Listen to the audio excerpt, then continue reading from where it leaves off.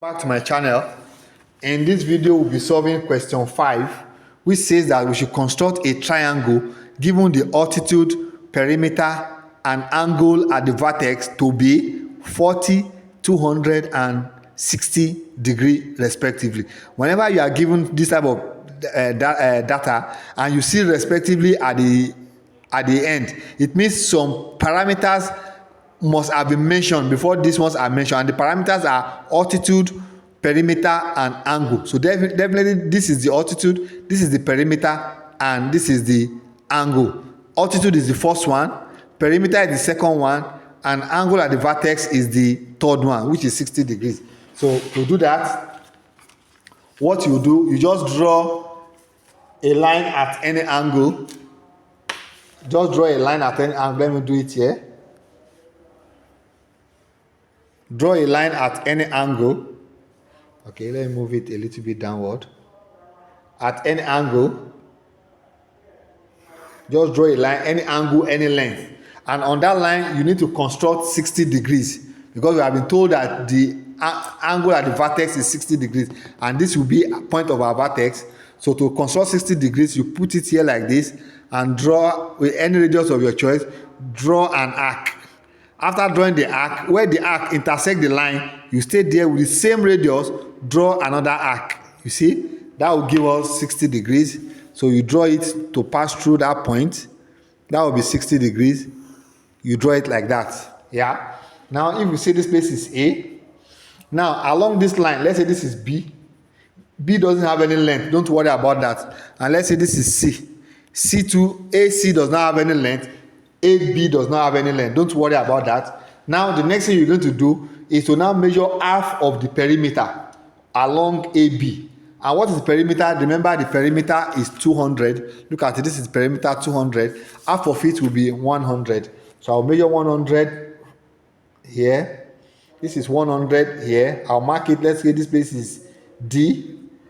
And measure the 100 along this one too. Measure the 100 here.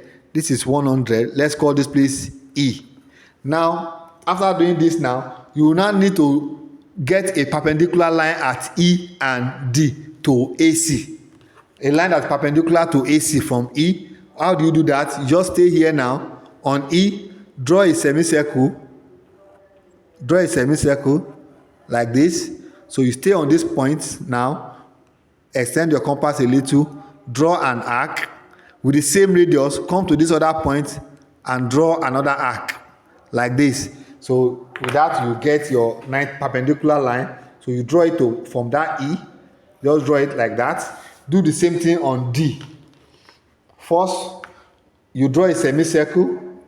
You stay on D and draw a semicircle like this. A semicircle. Now you go to where the semicircle is intersecting the line. You put it here, extend your compass a little bit wider.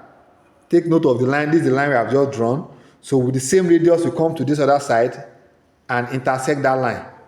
Yeah, they are intersecting at this point. So you now join this one to D. Join it to D like this. So with that one now, this A and D, let's say this place is F. DF and EF will be of the same length. So you now stay on F and put your pin on E or on D. It's the same thing. The two of them are the same line, and draw an arc like this. Like this. Can you see the arc? Like that. So after drawing the arc, that's one part. Then the other one is to now draw another arc from the apex, from the vertex, which is of radius equal to the altitude. And what I'm equal to the altitude, yes. And the altitude that we have in this question is what? Altitude is 40. So you measure 40. Measure 40 on your compass. This is 40. Yes, this is 40. So I'll come to this apex now and draw an arc. Draw an arc with radius with 40. Now you now draw tangential line to this arc and this arc. Tangential means it must just touch the line tangentially, just a little. it must not enter. You can't draw it like this, it must not enter this arc, and you can't draw it like this, it must not enter this one. You just touch this arc slightly and touch this one too slightly at a point.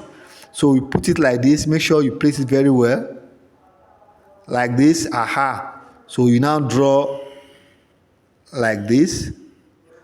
Then you can now thicken this part. You can thicken this part like this and thicken the other end as well. So let's say this is, we stopped at F. Let's say this is G. This one is H. So AHG is the required triangle. By the time you measure all the three sides of the triangle and add them up, you realize that it will add up to 20. So thank you very much for watching this video. I'll meet you in the next video. If you have not subscribed to the channel, don't forget to subscribe to the channel. Thank you very much. We'll meet in the next video.